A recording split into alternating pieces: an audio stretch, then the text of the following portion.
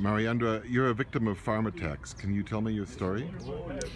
Yes, in 2016 my husband was murdered in front of us during a housebreak farm attack, which was classified as a farm attack. We lived on a small farm northeast of Pretoria, and they shot him 6 times in front of me and my oldest daughter.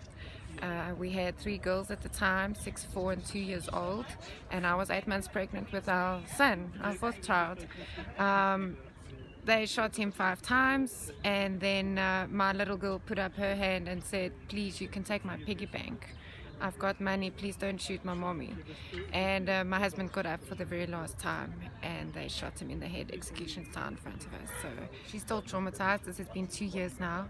Our little boy was born 5 days after Daddy's funeral. They didn't take anything, they only took our phone so that I couldn't phone for help, and living on a farm I couldn't run to the neighbors, so it was quite a terrifying experience. What do you think the motive is if they don't take any money? Well, the one attacker said blatantly, "We're here to kill you," when we offered them everything. I mean, my husband even told them where to find all the valuables, and he just said, "We're here to kill you," and they did. The idea is murder and not robbery. It's not robbery, it's gone wrong. No, it's definitely the motive is not robbery. They would have taken stuff. I mean, we've pointed out where all the valuables were, and they left with the 2 phones, and the police actually said to me they took the phones so that I couldn't phone for help. The children and you were unhurt? We were not hurt, thankfully, and we are very grateful for that, because it could have been so much worse. We are one of hundreds of stories of farm attacks, and the amount of torture that goes into these farm attacks are horrific. It's horrific. But it's also, to me, it's really unfair to be grateful that it wasn't worse, because we were left without our breadwinner, without my children are left fatherless. We were left with nothing. We had to start from scratch, plus the trauma and the fear. And we live in fear after that. That's part of the trauma, unfortunately. How did the police respond? The case is still ongoing. No success yet, but I've made peace that there won't be. One of the senior police officers did tell me that I should prepare myself. Only 3% of these farm murders actually end up in jail. So the chances of it really there being justice is close to none. And yeah, the police, it's a job to them. It's just work. How do you think the attackers get the idea to go out and kill people?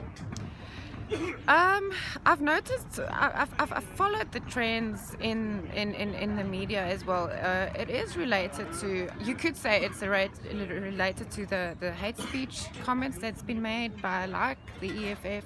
Kill the bird, there's a song they sing, kill the bird, kill the farmer. Every time there's something like that, the farm attacks increase. How they plan it, we do know that it takes a whole group of people to plan one attack. There's people that do surveillance, there's people that get inside info, then there's the people that actually execute the attack, and the people that get them away. How they pick or how they choose who's next, I wish I knew, because then we could prevent it. You think it's organized? I think so. In my opinion, yes. Could the government be doing more? They could be doing more. There's actually a book that Adam Rich wrote, Kill the Bird, that describes, he talks about in the book, the government's complicity, media complicity to these attacks, because they are not acknowledging it as a problem at all. A lot of people in the West and in the United States and Europe think this is all a myth, that it doesn't exist or that it's exaggerated. What do you say to them? It really does happen. It really does happen. Unfortunately, our own government dismisses it and say it's not a problem. It's not a crisis, but it is. It happens daily. It happens to normal people. It happens to good, hard-working people. We all pay our taxes. You never see it coming.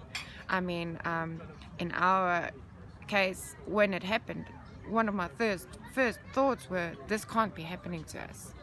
This can't be happening to us. We are normal people. We went about our normal lives. We were a normal family. And the most scary thing you can think of was standing right in front of us. What do you tell the children now? Well, unfortunately, they saw my oldest daughter saw everything, so she has many questions, and scary questions. We talk about blood and bullets, and like it's normal conversation in our house, and people tell me, you can't talk to your kids like that. They saw it. The two little girls that were asleep in their rooms, they heard everything.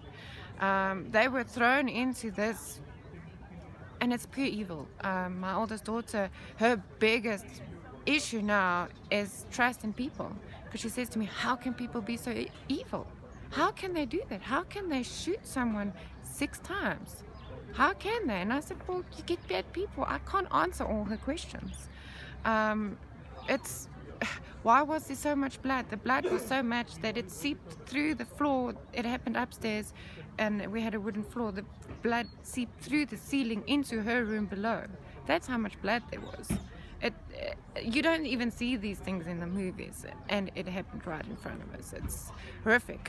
They are healing. She's on antidepressants and anti-anxiety medication still. We still, both me and her, still experience triggers and flashbacks and nightmares. That's part of the trauma process, to process the trauma. And it's a long road. It's a long road. I have realized 3 months ago she had a relapse in her trauma. And that's when I had to admit to myself, I can't fix her. I can't fix my child.